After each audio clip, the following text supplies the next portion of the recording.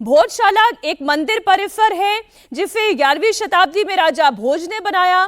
ASI का जो सर्वे हुआ इसके आधार पर यह साफ हुआ कि यहां पर केवल पूजा की ही व्यवस्था है।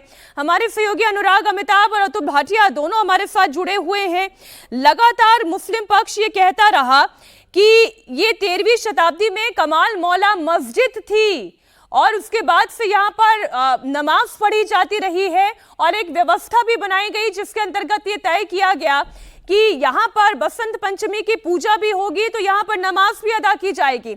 आज इस पर बड़ा क्लियर कट फैसला दे दिया गया है। अतुल हमारे साथ जुड़े हुए हैं। अतुल, सबसे पहले तो ये बताएं कि आज कोर्ट ने क्या कहा।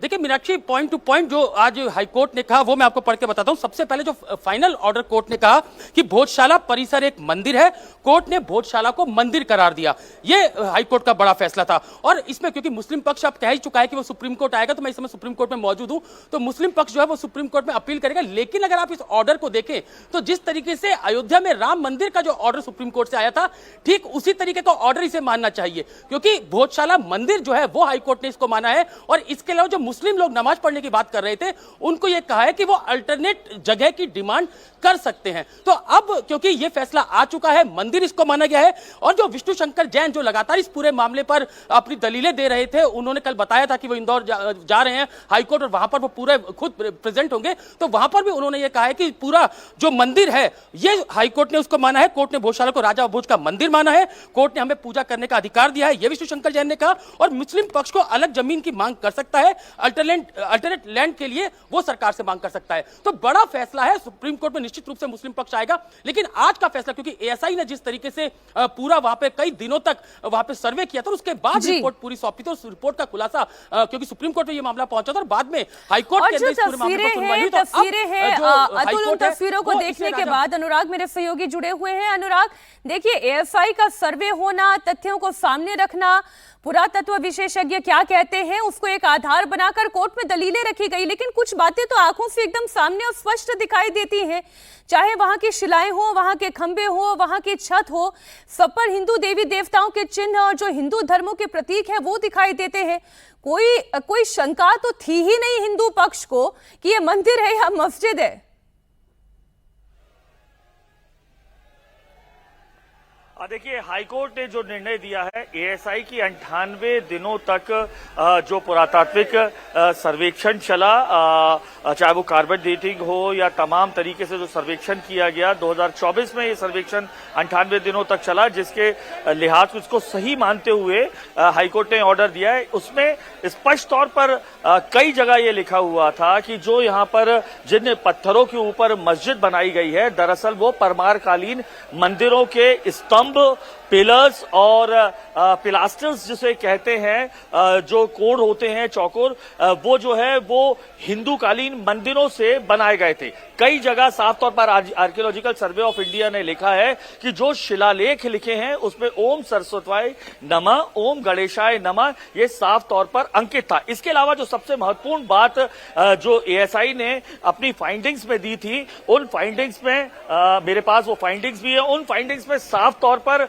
ये लिखा गया था कि जो स्तंभ हैं उनमें गणेश जी की मूर्ति, ब्रह्मा और उनके पूरी परिवार की मूर्ति, नरसिंह की मूर्ति समेत तमाम भगवानों की मूर्तियां हैं। इसके अलावा शेर, हाथी, कुत्ते, बंदर, इनके अलावा पशु पक्षियों जैसे हंस की भी आकृतियां उकेरी गई हैं, शंख की आकृतियां उकेरी गई हैं। एएसआई ने अपनी सर्वे रिपोर्ट में यह भी लिखा था कि इस तरीके की चूंकि कोई भी देवी देवता, मानव या पशु की कोई भी मूर्ति किसी भी मस्जिद में नहीं रहती है, इसीलिए उनको कई जगह खंडित भी किया गया, ये साफ तौर पर इस पे लिखा गया था। इसके अलावा जो शिलालेख मिले हैं वो शिलालेख परिजात मंजरी, एक जो भरत कवि थे, राजा भोज के जो गुरु कहे जाते थे, उन्होंने 1035 से 1065 के बीच में ये शिलालेख लिखा, जो यहाँ पर अभी भी मौजूद है। इसके अलावा चूंकि राजा भोज ज्योतिष के बड़े जानकार माने जाते थे, तो जो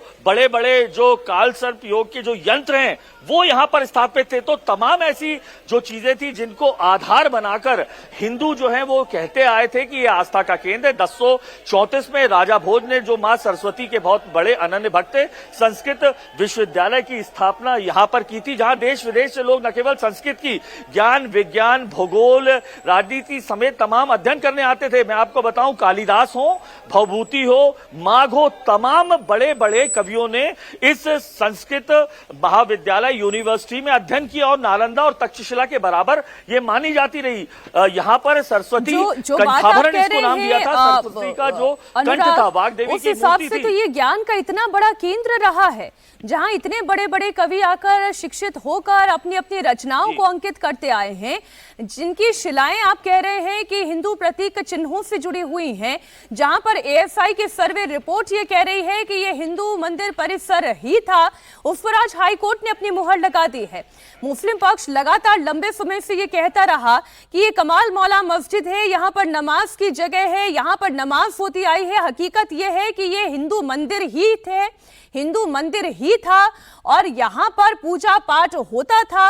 और वक्त के अलग अलग कारणों की वजह से, वो कारण क्या है मैं उसमें नहीं जानना चाहती और ना ही मैं उसमें जानना चाहती हूँ। हकीकत यह है कि जो जहां की पत्थर ही चीख चीख कर गवाही दे रहे हों कि वो हिंदू मंदिर परिसर है, वहां पर नमाज की आजादी मुस्लिम पक्ष चाह रहा था, जिस पर हाईकोर्ट ने यह कहा कि आपको यदि नमाज पढ़नी है तो आपको इस मंदिर से अलग कोई दूसरा परिसर मुहैया कराया जाएगा, लेकिन यह हिंदू मंदिर परिसर ही है।